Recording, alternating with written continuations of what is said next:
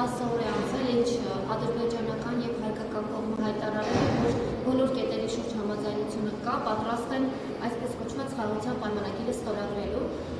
ինչու չի ստորագրվում, ինչն է խոչընդոտը եւ ինչու ադրբեջանական կողմը հենց այս ժամանակահատվածում սկսեց սահմանին հայկական կողմի այսպես ասած կրակոցների մասին հայտարարություններ տարածել, որը ինչպես արդեն հայտնի է կեղծ է։ Ես չեմ կարող մեկնաբանել, թե ինչու այդպիսի հայտարարություններ տարածում, բայց հստակորեն կարող եմ արձանագրել, որ մթնոլորտին որևէ կերպ այս կեղծ հայտարարությունները չեն դրականորեն ազդում մթնոլորտի վրա։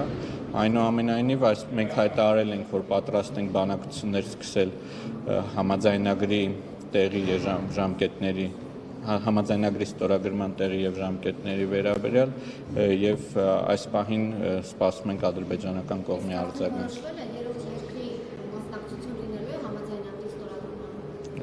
Գիտեք, որ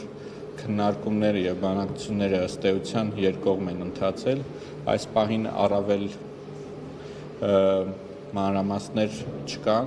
բնականաբար, երբ որ լինեն նորություններ այս առումով արտաքին գործերի նախարարությունը եւ կառավարությունը պատեհ պահին կտեղեկացնի մեր հանրությանը։ Ինչի նկատի ունի։ Մենք ադրբեջանական կողմին ենք առաջարկել ենք ադրբեջանական կողմին, որպեսզի քննարկենք եւ գանք պայմանավորվածությունների, որտեղ եւ ինչ ժամկետներում ստորագրել։ Հայաստանի Հանրապետության համար կարևորը այս համաձայնագրի ստորագրումն է, այս պահին որևէ առավելություն այս կամ այն մայրաքաղաքին ըստ էության չի տրվում Հայաստանում։ Հայկական կողմը ունի համար նախընտրելի մայրաքաղաք։ Հայաստանի Հանրապետության համար նախընտրելին ստորագրման սցենարն է։ Մնացած բոլոր հարցերը քննարկել են եւ երկրորդական։ Պարոն Ոստանյան, եւ այնուամենայնիվ ինչն է խոչընդոտը, որ մինչ այս պահը 10 օր արդեն անցել է,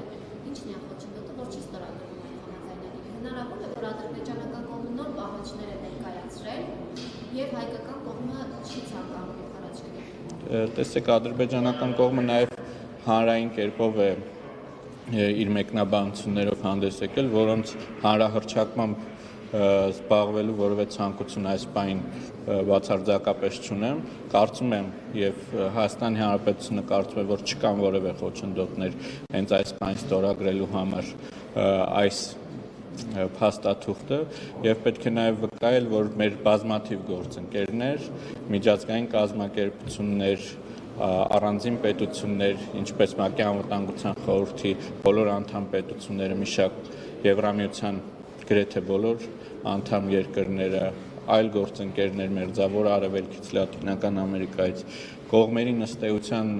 կոչ էին անում առանց որևէ հապաղման անցնել ստորագրման գործընթացի։ Հայտնի է, որ ադրբեջանական կողմը հայտարարել է, որ Հայաստանը պետք է քայլեր ձեռնարկի, այսպես ասած, պատժելու Արցախյան պատերազմների մասնակիցներին։ Ինչ դիրքորոշում ունի հայկական կողմը այս հարցի վերաբերյալ։ Այսպիսի հայտարարությունները արվում են ստվերելու համար կամ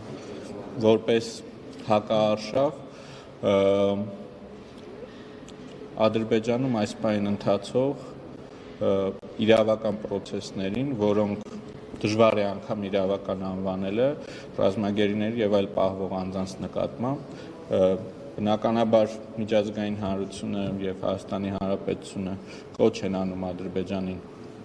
դադարեցնել այս գործընթացները եւ ազատ արձակել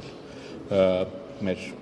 հայրենակիցներին եւ դրանի պատասխան Ադրբեջանը այսպիսի հայտարարություններով է հանդես գալիս։ Վերջին հարցը եթե կար։ 300,000 արցախցիների Հայաստան վերաբնակեցման ադրբեջանցիների ներողություն։ Հայաստան վերաբնակեցման հարցն է Բաքուն բարձրացնում պաշտոնական մակարդակով։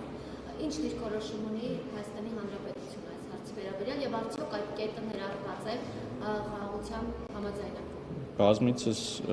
տարբեր իմ գործընկերներ, նաեւ ես հստակորեն արձանագրել ենք, որ պայմանագրում դրա մասին դրույթ չկա եւ նման օրակարգ մեզ համար չկա։